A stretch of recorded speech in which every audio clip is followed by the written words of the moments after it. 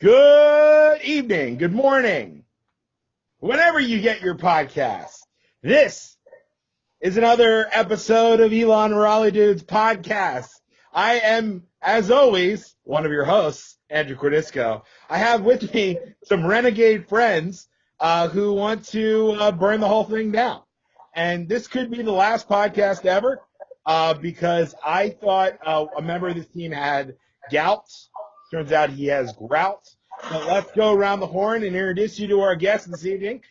We have a new friend and a new face, Mr. Dan Sembler, proud owner of Team Rolling the Homies. Welcome to the podcast, Dan. Thank you. Happy to be here. Happy to have an invite. Happy to help you usurp the pod. Yeah. Well, we're really looking forward to having you here. Our primary reason for having you here is to go through your dad rankings. And for loyal listeners of the show, you already know what the dad rankings are, but maybe just an elevator pitch or two here, Dan. What is a dad ranking? Yeah. So there's been a lot of interpretation over the last couple of weeks, couple of years. I don't know. There's even some conflict, some controversy over who created the dad rankings. You're going to hear one member of our league say that he's the original, the purveyor. Sure. I don't know. What I'm trying to bring to the dad rankings are a different view, a different look at it. Yes, kids are part of being a dad, but it's not the only thing, right? So I'm happy to share my thoughts with you guys in a couple of minutes. And welcome to the pod. You're always a friend of the pod, and as one of the 10 league owners of the greatest fantasy league in the history of the world, you have nothing but our love and respect. We have another a little bit more familiar face. He's been on the pod before. He's your commish, FP's team, FPT, Fuck PT, whatever you want to call it. Mr. Pete Dempsey, welcome back to the podcast. Thanks for having me again. It's good to be hated. You know, no one bad was ever hated, so I just use your hate to fuel my success, which I'm sure we'll get into. And thanks for having me on for another week. All right. Well, welcome aboard. We're happy to have you. And let's dive right in. You just mentioned it. Week one in the books. As it is every single year, we ended past 1 o'clock. Games were decided later last night than perhaps any other time, any other week of the season. 1:38 a.m. Yours truly looked at the clock, and that was the point where he crossed over. So 1:38 a.m., a nice late night. Here we are breaking it down. Let's start there. We had Todd's Girly Lesser Men, the defending champion, yours truly, up against all you cool cats. And is it Kittles?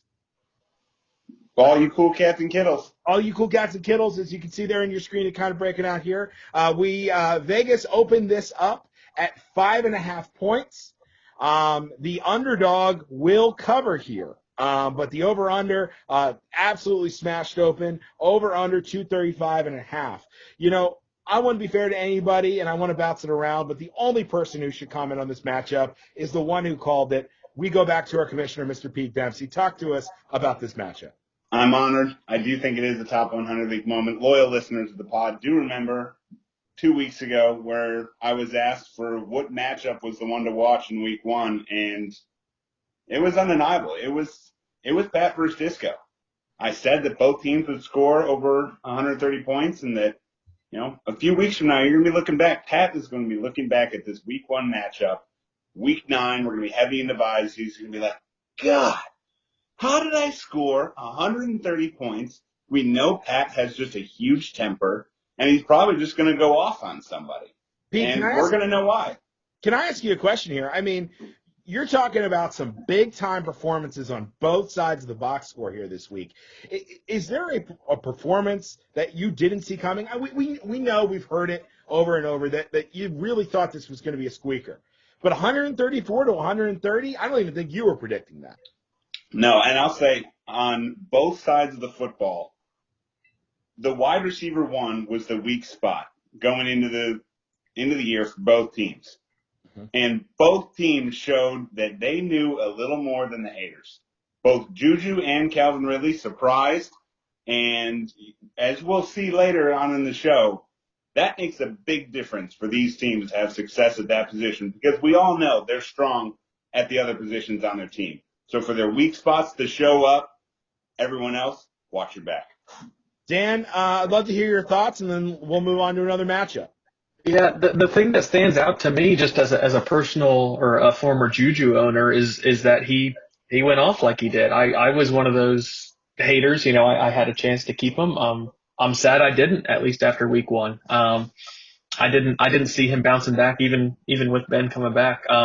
Overall close game. I'm scared to play both of y'all later this season. Any staying power on the bench here? We saw some great catches last night from Jerry Jeudy. We saw a lot out of J.K. Dobbins, as well as Zach Moss. A lot of chatter at the Dempsey residence about Zach Moss potentially being, maybe some trade bait or anything like that. Any thoughts there? No, I think we've covered it here. 2 great performances. It's on to the next matchup. Next matchup we got here, Mr. Marcus Lockamy comes into the week getting no respect from Vegas. A 7.5 point underdog wins the matchup by 35 points, blowing the complete doors off of a very cocky Vegas. Apollonia's boobs turns in a performance. We start with Dan. Thoughts on this matchup? It's very similar to mine. I think, the biggest thing there is Michael Thomas. I don't remember how early he went down in the game, but you see him, you're expecting, I think Thomas was it 3rd or 4th overall pick? It was an early pick for him. You just can't have somebody throw up a 1 in week 1 and come anywhere close to a win. So something I'm familiar with for sure.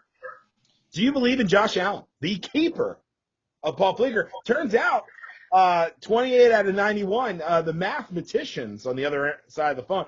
But we're talking about nearly a third of the points coming from Josh Allen. Is that a function of playing the Jets? I don't know. We'll see. I'm 50-50. If I'm Paul, I'm excited to have him for sure. You got to keep riding him as long as he's going to keep putting it up. We'll see how long it lasts. All right, we ping pong right back to Pete. Pete, your thoughts on this matchup? I think Marcus is going to be very happy to get a win in week 1. Everyone was hating on the DeAndre Hopkins pick. Ended up being a good one. But the overall theme here is just the bloodbath. You talk about 2 teams who lost some critical pieces. Dan hit on one, Michael Thomas. I have Marcus actually having the bigger negative impact on his team. Losing both Marlon Mack for the season and Le'Veon Bell being put on IR, which is not what it used to be, but it's still, he's out several weeks. That's huge. You lost 2 key contributors at a key position. Marcus is going to be happy he's got 1 win under his belt because it's going to be tough sledding these next few weeks. He's going to be playing that waiver wire game. Is Cam Newton the quarterback 1 in Camp Marcus? I think it's still too early to make that call, but Cam certainly had a good showing. I think people were down on Cam, didn't think he'd go to a new team, and he showed all the haters. He certainly did. Sunday morning, there was a lot of cash, a lot of whales jumping on the Pete line. Minus our biggest line of the week, minus 11.5. A lot of people saying week 1, that's a big line. A lot of people trying to push that to 13.5 and ended up moving to 15, though it was much closer over the course of the day. I'm sure Pete was watching the projections. This was a closer matchup, but does end up at that 15 points. Pete, hard to evaluate yourself. I want to know your thoughts. I mean, my team came out strong in week 1.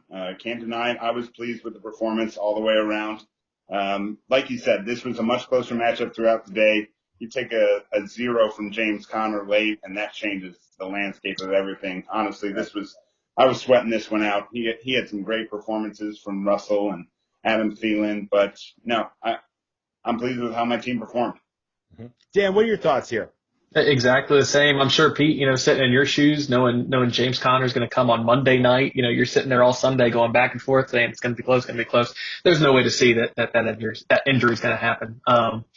It's a good showing. Actually, even Carberry's team's got some good performances. We'll see what he can do on the waiver wire as far finding somebody to kind of backfill behind Connor now. He is the waiver wire all-star after all. Disco, I have a question for you. Is Aaron Rodgers now QB2 on Carberry's team, if not QB1? Does he make the starting lineup going forward? It's a very interesting question. I especially after our draft was about in the middle of my other drafts, and the shares of Matt Ryan hockey sticked throughout the weekend. And the week right around Labor Day, I'd say was the peak of sort of a Matt Ryan look.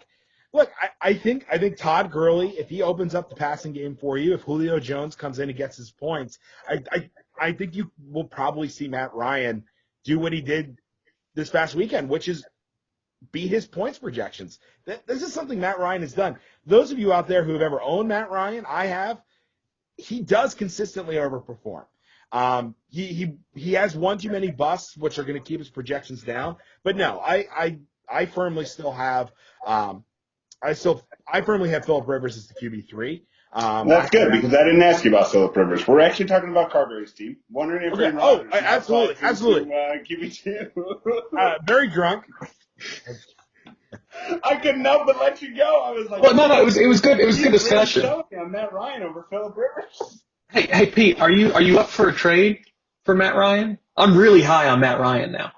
Are we about to do a trade on the pod? Now, listen, this was not in the show notes, folks. This is what happens when you bring a wild card in like Dan. He just starts pouring that whiskey and making offers. No. Well, I know I'm not the only person. I mean, Dan, we do a quarterback trade every year. Every year. You got to trade quarterbacks. Got to start early. Listen, now, Russell Wilson is, even in Carberry's heart, Russell Wilson is your QB1. He's a classic QB1 in fantasy. He's one of maybe three quarterbacks that I would even put in that category, Pat Mahomes being another. Aaron Rodgers does what Aaron Rodgers does. He's one of the greatest quarterbacks of all time. He will ball out when he has mismatches. He will ball out when he has a banged-up Minnesota team. That's what he will do. Who do the Packers have next week? I don't know, and I think it's going to depend. I mean, how do you have any confidence starting Drew Brees going forward without Michael Thomas? I think that's very – look, I was very down on Drew Brees coming into the season. If you listen back to the pods, one of the main reasons why I am down on Carberry's team in general is Drew Brees.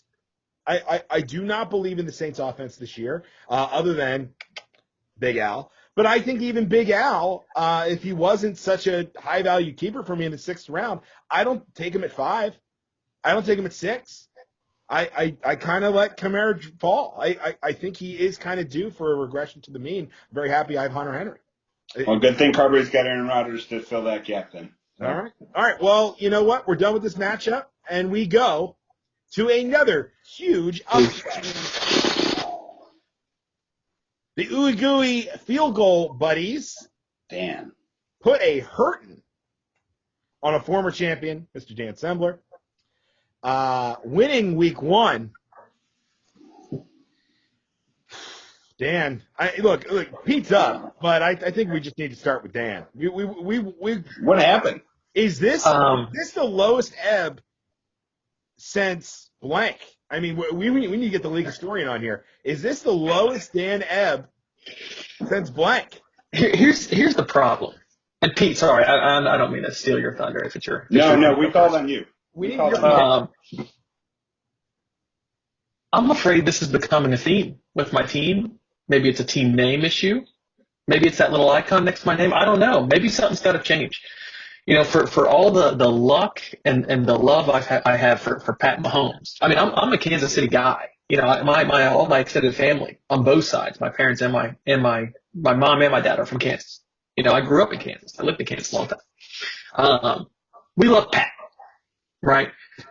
I don't know that.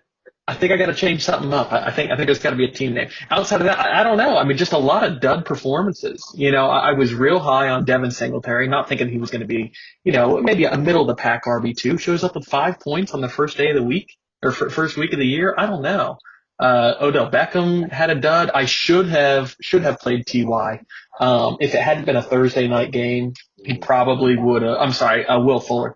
He probably would have found a way into my lineup, and that would have helped a bit. Just a lot of duds around. I've got to figure out what I'm going to do. The one positive note I've taken away from this game is at least my 15th round draft kicker outscored Zach's keeper kicker. So, Unbelievable. look, you got to start somewhere, right? In a weekend that kickers were suspect. Right. And what I find incredible is if you are a football fan and you take your eyes and you watch that football game, how is Daniel Jones within a whisper of Pat Mahomes? Exactly. I mean, 3 points in fantasy, that's not much. And that is the gap between your QB1 with Pat Mahomes and your QB2 with Daniel Jones. Yeah, which would have helped. Now, all that being said, Zach's team outside of his crappy kicker did well. You know, you're looking at Devontae Adams, who I had going in another league, and I was super excited about until I looked at our box score and saw I was going against him here, right? That is a tough feeling. Yeah. Look, maybe it's just me. Maybe I'm just down because I put up 85 points in week 1. I feel like every team in the league is putting up 130 points this week. Like everybody. Yeah. Anyway. Well, I will say, I think Dan's realizing he needs to diversify. There is some silver lining here. You know, his Jonathan Taylor asset just got a whole lot bigger. Yep. Yeah. So, that's a big plus. That Dan's got things he can ride into week 2 on, not feeling so down. But look, Zach took all the beating. Zach took the last place rankings, the worst keeper rankings, all the beating. He just soaked it all up and just unloaded. He did. And you know what? He came to play. He said, you know what? You can have all your chatter, have all this, have all that. At the end of the day, it's about who comes to play at the gridiron. And his team showed up this week, and I expect them to show up again. They're hungry. All right, Pete, either or. What's more likely to happen this weekend? Zach to look this good or Dan to look this bad? I got to say, Dan, I got to say Zach to look this good. I think that his team all of a sudden isn't looking as bad. Ryan Tannehill had a good performance. Jared Goff was serviceable. Wasn't great, but it was a low-scoring game. You put that a little higher-scoring game, all of a sudden you got some points coming on the board. His running backs were stellar. His receivers were stellar. Look, let's not undersell the fact that Zach scored 122 points. He deserves a little respect. But before we move on from this game, I do want to know, Dan, give our loyal listeners a live answer to the question we've all been wondering. Mm-hmm. What's the crime? Oh boy, how long do I have to commit the crime? Before Thursday Night Football. Before Thursday. It's got to be quick. And I have to commit to the crime now. I can't just commit it and then tell you all about it. For our loyal listeners, there might be some first-time listeners out there. The last place finisher every single week needs to commit a crime. And each successive weeks, the last place finisher needs to commit a more substantial crime, either by years in prison or in the fine. Dan with a little bit of power here, right? Dan takes all the power away from him, puts up 85 points, feeling bad about it. But Dan has the power now. He can set the standard of what kind of crime he wants to commit week 1 and hopefully roll the dice that he doesn't bottom out again. The big dice roll. Yeah, it is. Assuming podultry doesn't count, right? That's not illegal, right? It's unethical, but not illegal. Sure. I'm probably going jaywalk. Going jaywalk. It's a great crime. Yeah. Friends of the pod are very excited. Dan is now committed. He will jaywalk before Thursday Night Football. Only once. Absolutely. But we're not just one. That is a crime. That's a crime. That's a crime. That's right. Okay. Hey, Pete, bring us home. Because we want to get your thoughts in this last matchup. We want to get Dan's thoughts in the last matchup. And we'll go right into the dad rankings. We're moving very, very quickly here. 4.5-point favorite, Matt Smith, goes into Monday Night Football up 8 against Saquon Barkley. I don't know what the live betting was, but it wasn't pretty. finds a way to win. Pete. Look, we all know Matt's a fit guy. All right, he ran a half marathon Sunday morning just before to get ready for football. But I'll tell you one thing: I don't care how fit he is, Matt is still catching his breath because gosh, did he have to sweat that one out. I don't know how he did. He is so lucky. He knows it. We all know it. You want to talk about Pat looking back at week one? The rest of us are going to look back at week one and go, God, why did Matt get that? He could be the Zach of 2020. Yeah. Remember that year? I believe it was either last year or 2 years ago. Like Zach was having a terrible year, but he was like 6-4 going into week 11 and like 200 points behind everyone in terms of total scoring. He was on the scenario sheet at 7-6-1. It was unbelievable. He was on Matt, I can't believe he pulled it off, but he did.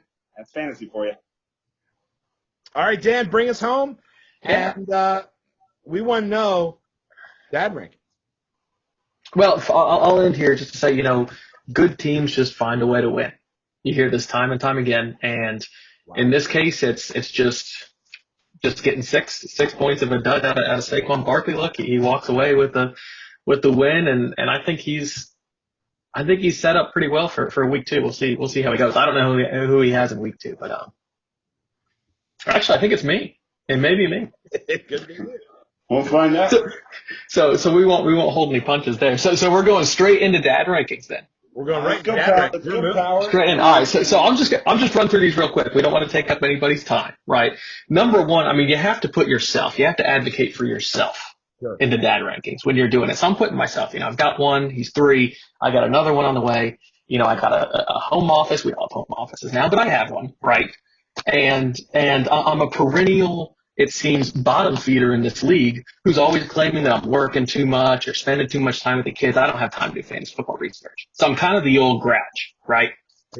So I gotta put myself at number 1 there. After 2, Disco, I'm putting you. I don't know that I've seen you pop up this high on the list, at least recently. And I'm going to tell you that first and foremost, you've got a hell of a man cave that I've been in several times and I've really enjoyed watching some red zone there, right? It's a layer. It's awesome. You've got your own kid on the way. And then for, most significantly, just tonight, you've usurped the pot. You've stolen it. You've taken it. You've said, look, this is when I can do it. This is when we're going to do it.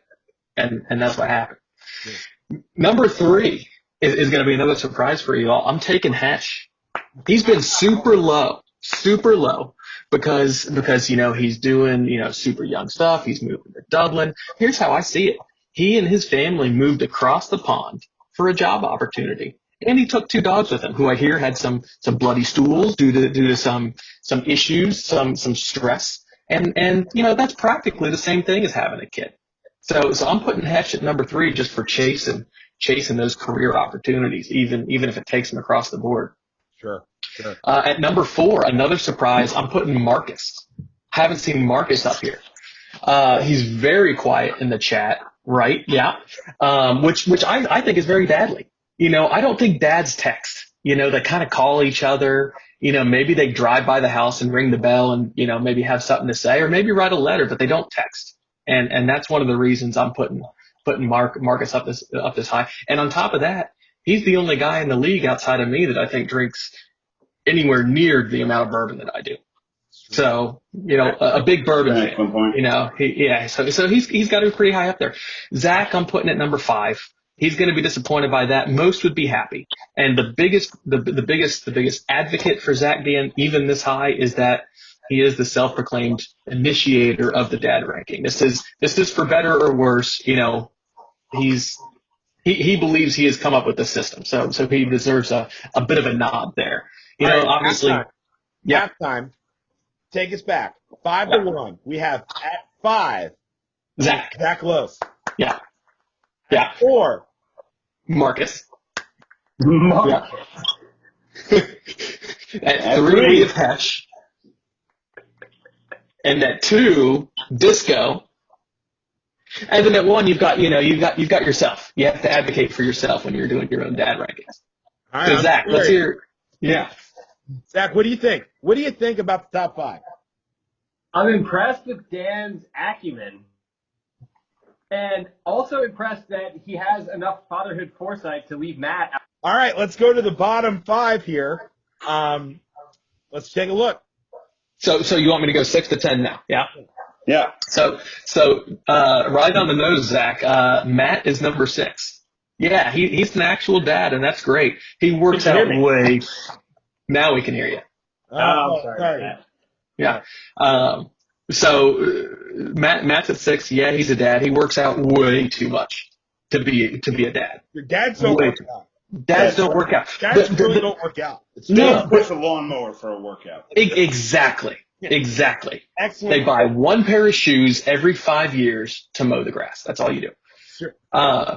And he works for like a tech startup. Yeah. You know, that's like super young millennial stuff. That's not dad stuff. That's the Super funny cool. one. Right. Super cool, but it's not a dad thing. Oh, You very know what I cool. mean? Very cool. Yeah. These aren't the coolness rank. Exactly. Number 7, I'm putting Carberry. I like the team name, the waiver wire all stars. I like it from last year. Does a lot of fantasy football research. He really dives into his hobbies. And I like that he's already been active in the trade talk. You know, I think that's a reason to have him up here. Next, I'm kind of rethinking this. I have Pete down at 8. I wish I had put him higher, but this is somewhat of a ad hoc list that we're going off the cuff here. But candidly, Pete's hitting me up on what's today, September 15th, asking about election benefits for next year, election benefits, and how it impacts his taxes, right? So this is just 2 CPAs talking to each other. That's very fatherly. And if I had really spent more time, if this was a little bit more mature of a thought process, or if I hadn't been drinking so much, you know, maybe Pete's up in the top 4. You know, he'd be in the playoffs for the dad rankings. Now, who do I bump out? Yeah, my fault, Pete. You know, maybe second half of the season you get a good push. We'll see. Planning for the future is just not something a non-dad would appreciate either. You know, like a kid, Exactly. A kid says, "Oh, cool," you know, elective benefits, you know, but like another dad, you know, they understand. Let's talk about how this impacts the taxes. That's what I want to know. Right. That's what the dads talk about. So Gotcha. you know, a bit of an upset ranking there. Yeah.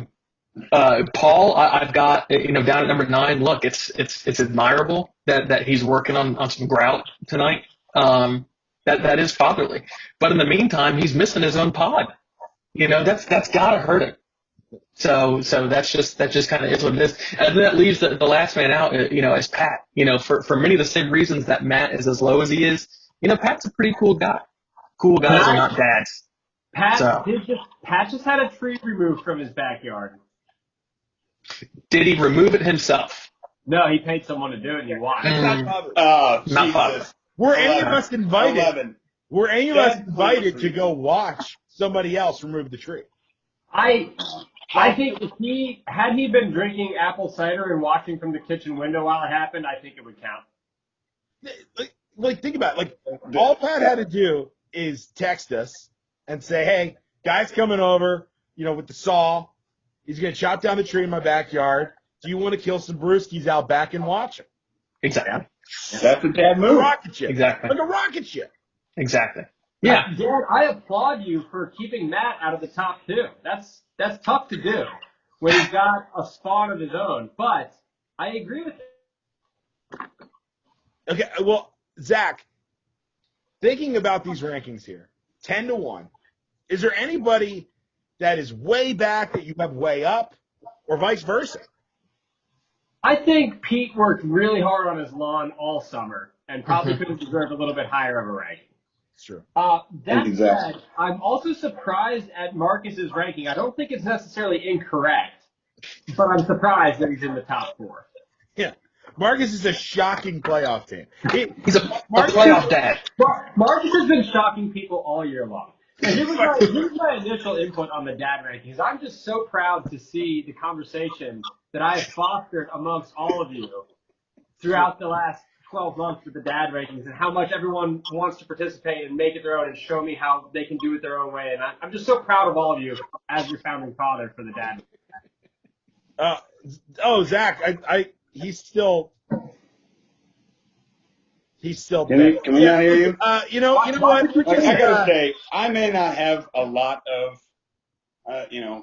it's just, we lost Zach again. Oh well. you know what? If we're gonna Let's give just go ahead and credit, boot him. We don't really need you for this, Zach. All right, we'll see you later, bud. The host is All right, we'll if see you we're later, gonna buddy. say All right, that Zach has been booted. kids matter, I would like to think listen. that I have 9 children that I have to manage on a consistent basis. I don't have time for fun stuff. I'm too busy managing the 9 of you. You know what, Pete? It is not fatherly at all to equate non-kid stuff with kids. It just isn't. That's mom stuff. That's mom stuff. Mom gets the dog. Yeah, hey, this is my kid. This is my son. And it's like a little Shih Tzu. Dads don't confuse being commissioner of fantasy league with being a father. There's no confusion. I don't. It's no confusion. I think you just destroyed your own argument. And you know what? I am drunk with power. I have successfully won the podcast hosting. I'm drunk with power right now. I'm the silver medalist dad behind a worthy gold medalist. Now, look, you can grab an almanac and you can thumb through silver medalists through history. A lot of great names in there. It sounds like you want to talk power. Listen, I'm just saying I'm coming for Dan, but if I never get to the top, it's okay. Right? You want to talk power, Disco? You What's want to talk into the top? You want to talk coming for the top? You want to talk power? Yeah. Let's talk some power ranking. All right, let's go, Pete. Pete Dempsey has been tasked with our power rankings after week 1. Go, Pete. Disco won week 1. The handsome gentleman. There are a lot of people going into Monday night that thought they had a shot at the money. They didn't. Disco team showed up. We already touched on earlier. Juju showed up to play. That was his weakness, was wide receiver 1. Weakness no more. Disco was in the middle of the pack preseason. You know why? Because we didn't know what was going to happen with Alvin Kamara. We thought he was going to hold out. We thought he was going to get traded. Guess what? Dude got paid. No more concerns. I would be doing a disservice if we had anybody else at number 1. Will we have a Disco three-peat? If you ask me right now, I'm saying yes. Disco is number 1 in the power rankings, up 4 spots this week.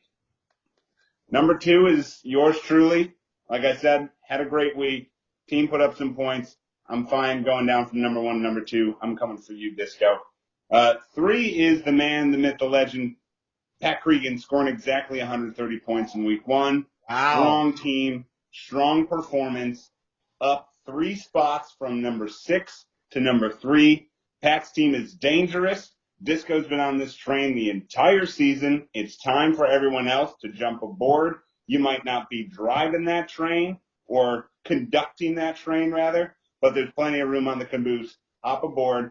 Pat's gonna make some great moves this year, and who knows, he may finish in a different spot than he does every year. Number 4, y'all are gonna be happy about this too. Dan, I've got it number 4. He took a brutal beating in week 1. We know Hold it. up. You know what? These are not the record rankings, folks. These are the power rankings. Pete Go has ahead, decided, Disco. I seem to have surprised you. Pete has decided to use 3 and 4 for 0-1 teams, and 1 behind his third place team is a team that put up 85 points. And when asked the binary go or no go question, said that it was a more than 50-50 chance that the team will go 0-2. He's got him at number 4. I got to hear more about this. It's not how you start, it's how you finish. And you know what? Dan's team has to have a beautiful outlook going forward. Jonathan Taylor is, as much as I led the train of doubting going into the season, Dan now has a good team open. Now he's got Patrick Mahomes, Jonathan Taylor, and Ezekiel Elliott. That is scary. So I think we are going to see some big numbers out of Jonathan Taylor. It's really only based on that. Some may say 4 is too high. Maybe that's true. I think we forget that Dan was number 2 in the rankings last week. He did fall 2 spots. Quick question before we get to we'll number see. 5. What you can only pick one: doubt, gout, or grout. Oof. Only pick one. I know it's tough. I ask tough questions. Grout. All right, we go to number 5. Number 5 is Matt. Outside the playoffs. Yeah. Matt eked out a win. I don't think we'll see Matt score that low again. I think he's got a solid team. He's got some solid performers. Definitely some question marks. But look, Gardner Minshew answered the call. So that alone deserves a little bit of credit. He's 1-0. He gets the number 5 spot. I'm confident that Matt's going to make the moves that he says he always does going forward. And, middle of the road team. It's fine. Number 6 is Hesh, down for me. I was a big Hesh supporter. I know I only had him at 7 last week, but that was the metrics. I was much higher on Hesh. I think he's got a nice floor team. Hopefully Saquon will show up a little better going forward for Hesh. But number 6, I think, is fair. Number 7, up 3 spots. Got to give credit where it's due. We're moving over to Zach Town. 122 points this week. Definitely had a good showing. Up from 10. You can't move more than 3 spots for a team like Zach's. It's still got too many holes and question marks. But look, credit where it's due. 122 points, you're going to get moving. Speaking of getting moving, another poor performance in week 1. Big drop for Paul. We talked about the loss of Michael Thomas. That is weighing heavily on Paul's 8 ranking. I think it's going to be tough sledding for the next 3 weeks as he tries to kind of fill that hole. And all of a sudden, you look at that roster without a Michael Thomas on it, and you're thinking to yourself, meh. Yeah, there's no real stud. He wants to give me all the crap on his regular pod about, after Christian McCaffrey, Lamar Jackson, and Matt Ryan, who else is scoring points for you? I don't see any one of those guys on his team anymore. He doesn't have any superstars anymore. It's gonna get dark very quickly. The next couple of weeks, he needs to steal a win. He needs to win a 95, 93 kind of a matchup, or he might look up and it's 0-4, and it's not looking good for Paul right now. Another team in the exact same spot as Paul, though this team was 1-0 and it's currently in 3rd place. I have to put him at 9 simply and only because of the losses he's taken. Losing Marlon Mack and Le'Veon Bell, I think, are going to be hard-pressed to replace. I think Marcus needs to go big tonight as we're filming on the waiver wire. Put in those fab bids. Historically, Marcus has not made any bids in week 1. Historically, he has never gotten a player on the fab in week 1. So I'm expecting that to remain the same. And when all those players are gone by Wednesday morning, Marcus is going to look at his lineup and go, shoot, what am I doing at running back? So I could be proven wrong, but for now, Marcus is at 9, and 10 is Alex Carberry. The loss of Michael Thomas is going to hurt Drew Brees, and Mark Ingram putting up a dud, I think, is looming large that maybe that pick is not going to turn out as he hoped. And James Conner, also big question marks. Maybe he's going to play this week, maybe not. They're saying they're going to leave the light on for him, but you know what? He can't be the bell cow. The season-long outlook has to be bad there, and so Carberry's coming in at number 10. Yeah, and the last question here is, where is the ceiling for Alex, right? You look at some of these players and you say, okay, which of these players could put lightning in a bottle and get good? And it's CeeDee Lamb. Look, these other players, you kind of know what you got. You know what you got with Tyreek Hill. You know what you got with Mark Ingram. You know what you got with James Conner. These are tried and true fantasy players, though great at some points. But who is going to all of a sudden show up and be like, oh, crap, this guy's going to put up 20, 25 points a week, if only to be trade bait to get deeper? I mean, it's literally just CeeDee Lamb, and that's it. There's no trade bait here. I mean, who do you want on his team? I mean, you know what I mean? Like, you're not going to his team to get better. Are you buying on in Adam Thielen? Dan, Carberry comes to you right now, and he needs to make a move. You need to make a move. He said, I got Adam Thielen for you. Are you buying? It depends on the pieces, of course. For my team specifically, I do need a bit of wide receiver help. I'm not giving up a running back to do it though. And I think that's where his biggest hole is. Yeah, Yeah. Taylor Singletary stay home. They're Right. not going in that trade. Right. Zeke obviously is not going in that trade. Right. Right. And so yeah, I mean you very quickly go to Tevin Coleman and Matt Breida. And Which won't get it done. does Yeah. that even get your phone call returned? Right. Right. So he's in a tough spot. He's in a tough spot for sure. Disco, We'll see. show us how tough of a spot he's in week 2. Where does Vegas have him at? Ladies and gentlemen, let's go to week 2. Everybody say farewell to week 1.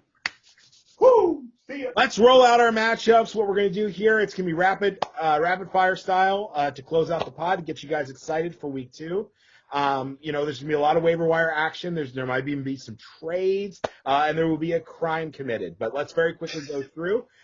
Dan and Pete will pick the spread, money line, over under for each matchup, and then they will follow up with their lock of the week. 1 spread, 1 money line, and 1 over under. We start with Disco and Zach. We seem to know what Disco's team is all about. We seem to know that they can put up points in a hurry, that they have a nice big floor. We don't really know. Is Zach that 7th place in the power rankings team on the periphery of the Sacco rankings? Or is Zach for real? Could Zach go 2-0 this week? Vegas is not very confident. They have a very bold 10.5-point spread. Vegas believes that this ship is crashing down, or maybe that the Disco will just put up points again. 10.5 points is the spread. The money line's got you at minus 180 and plus 165 on the dogs, and over under of 234. We start with Dan. Disco or Zach, what are you taking on the spread? Disco, even with the spread. All right, minus 10.5. I assume you're taking the money line. What do you think about 234.5 over? Are you going over or under? It's a good line. I'm going to go over. Give me over in week 2. Yeah. Let's points coming from both. We go to Pete. Same question. Disco Zach, 10.5. Where are you putting your money? Same across the board, and Dan nailed it on the head. Definitely high on the over. I think Disco puts up a big week again, and Zach puts up enough points to cover that 234, but not to cover the 10.5. All right. It's going to be a blood sport there. Once again, we go to another one of those teams. Could they start 2-0? Are they in the Sacco playoffs, as Pete's power rankings seem to suggest?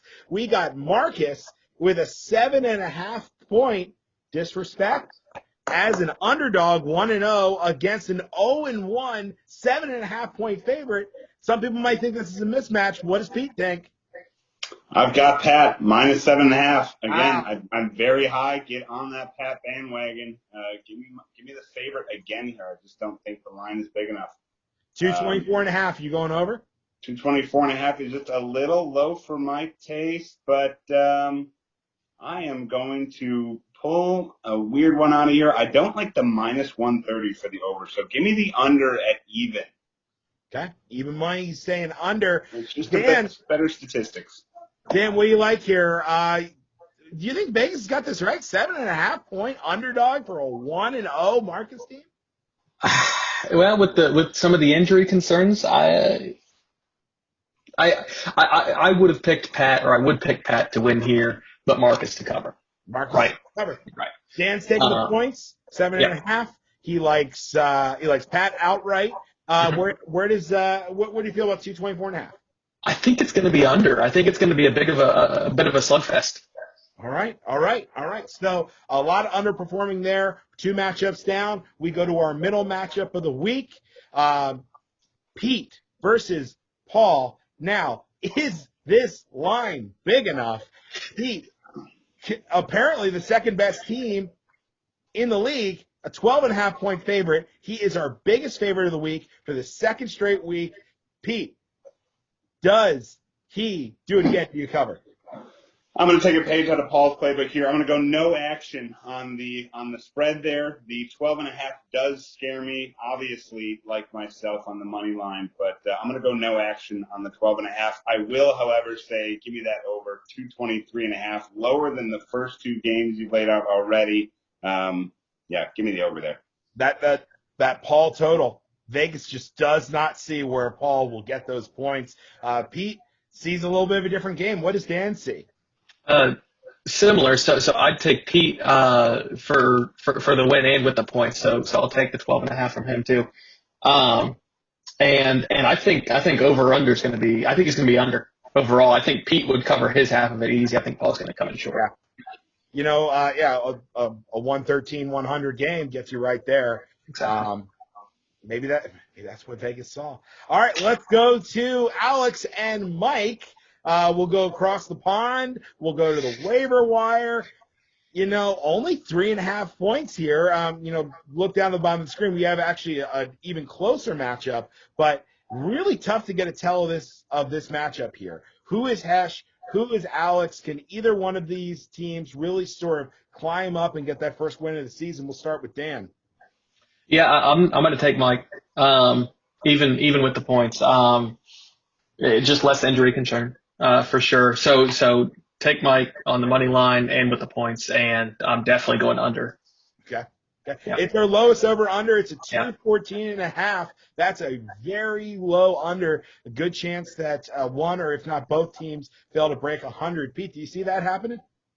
Yeah, I'm not really sure what Vegas is seeing here. I think they may have forgotten to look at some of the matchups or what, but I like Mike on a much greater scale than 3.5 here. Dare I say it's my lock? I don't know. I'm still between two matchups, but very firmly like Mike minus 3.5. And the fact that I'm getting plus 105 on it, oh man, that might have to be my lock of the week. And as far as the 214.5, give me the over here. I really do think that Vegas just did not look at the matchups on Mike's team. Mike is actually our highest projected team in week 2 for just from his end for 124. So you're telling me that if Mike performs as projected, that Alex only has to put up 90? Give me the over there. And oh my goodness, are you telling me that I get plus 105 on both takes there? This seems like a trap, but baby, I'm falling for it. I don't know if I see the same thing. I mean, Vegas. All right, let's go to Dan and Matt, our last matchup of the week. A 1-0 team against an 0-1 team. That seems to be a common theme here. We'll see where the matchup is. Vegas seems to agree with you, Pete. They seem to agree with you that Dan is much better than his 85 points week 1. We'll start with you so we can end with Dan. What do you think? I'm going to take the underdog here. I think it's going to be a close one, and I'll just take Dan with 2.5. I just don't love having to give up 2.5 for Matt. We saw him only win by 2 in week 1. I think it's going to be a trend here moving forward that Matt's just squeaking out close ones. So give me the 2.5 with Dan. And as far as the over-under, 227 is just a little high for my taste. Give me the under. You can do the under. Do you like Dan outright? Tough. Even money. I feel like I have to take it, given that it's even money, and getting 2.5 points minus 115. I'll probably take it because it's even money. If it's minus 110, probably not. Okay. Give me the 2.5. Well, we'll see what live betting. We'll see if it moves it a little bit. It won't. Dan, let's go to you. Evaluate yourself. Same across the board. Okay. Yeah, absolutely easy. Do you feel confident going into this matchup? It's going to be close. I think it's going to be just as Vegas is predicting, right? So no, I mean, I'm still a bit shaken from week 1, if I'm being candid, So no, I don't feel confident going into this at all, but we'll see what happens. All right. Disco, I want to know what line is jumping out to you. What's catching your eye today? Yeah, I will say a matchup like Alex and Mike is always very tough to handicap. It's very tough to get a read. Here's the thing with Alex. I just don't see where the points come from. I just don't get it. I don't share your enthusiasm for Mike either. I think that, if we're going to have like we were talking about earlier, a 95-91 or a 95-93 kind of matchup, it'll happen. Now, I don't feel confident enough that to take this over under down in the single digits of the 200s, the 204, 205. That to me is just a little too extreme, but I can absolutely see some action on that under, even teasing under 200 points there. I do not agree whatsoever with Mike's projection. I am happy to make my lock of the week Alex Carberry outright plus 115. Wow. Wow. That is a hot take. I don't know if that's my lock or my hot take. I think Mike does it. That guy piles up wins the first quarter of the season. This is one of those games. Mike's not going to win. Mike goes 0-2. All right, let's go to Dan. Spread. Lock of the week. What spread is the best one for you right now? Yeah, I'm taking you with the 10.5. I think you'll beat Zach and cover that easy. Okay. What's your feel on the money line? Who's definitely getting a W this weekend? So I'm between you and then between you and Pete. I'm going to stay with you there. Okay. Fair enough. Over under. Who's tanking? Where's our arms race? Where's our points? Where's our lack of points? Where are our duds? You know what? Screw it. I'm going to stay in the same game. I'm going to go with you guys in the over. The over in your game for sure. Yeah. You like the over in the highest point total of the 5 games. I do. I see the same thing Vegas does. Yeah. Thank you, Dan. I think we're on the same page there. Pete, I'll ask all these questions back to you. Start with the spread. What do you love? My lock has got to be Mike. In fact, while I give the other two, I'd even put you on the spot and tell me what line I'd be looking at if I wanted to tease that up to minus 13.5. I think Mike covers. I could not disagree with you more. Call me biased towards the projections, but I just think that Alex Carberry's going to have some troubles here with his lineup with James Conner out, and I think Mike is looking strong in week 2. Give me Mike as the lock. Minus 13.5. You got to be looking at a plus 265, something like that. Take it. Let's go to the money line. Who is definitely getting a W this weekend, Pete? Definitely getting the W, I think, just has to be Pat. He put up 130 in week 1. I think his team is going to be a steady Eddie kind of team, and I would not be surprised at all if we saw above 120 performance from Pat again. You tell me a team scores over 120, I got to like their odds going into the week. So I'll take Pat as my best bet on the money line. And in terms of over-under, I do like the under from Dan Matt. 227 just seems a little high. I think that's my best. That's my lock. I know it's a weak lock, taking a minus 135 line, but I feel that 227 is just a little high. Unders in fantasy football can seem counterintuitive. Fantasy is designed to score points. And to make your lock be an under on a 227 matchup, kudos, my friend. Kudos. Kudos to all of you, our loyal listeners. Kudos to Zach making his first appearance on the podcast. Just incredible nuggets of information. Too bad. We appreciate him so much. Yeah, we do. Look, it's just too bad that the host muted him and booted him. We want to thank another first-time guest, Mr. Dan Sembler, who brought not only his spunk and his analysis, but he brought his dad rankings with him. And listen, we've done dad rankings a lot. That is the most unique list of dad rankings I have ever seen. Marcus number 4. Just the boldness alone means that top spot is going to be spoken for a long time. And finally, we want to thank our commissioner, Mr. Pete Dempsey, for his analysis and his power rankings. And, listen, you having fun? We're having fun. We'll see you guys next week. We'll see if any of these hot takes and these locks stand up. We'll see who's at 2-0, who's 0-2, who gets that first win of the season to go to 1-1. That's why we play the games. Thanks again, Everybody, have a great evening. Bye, everybody. See Bye, ya. everyone. Bye. Bye. Bye. Bye. Bye. Bye. Bye.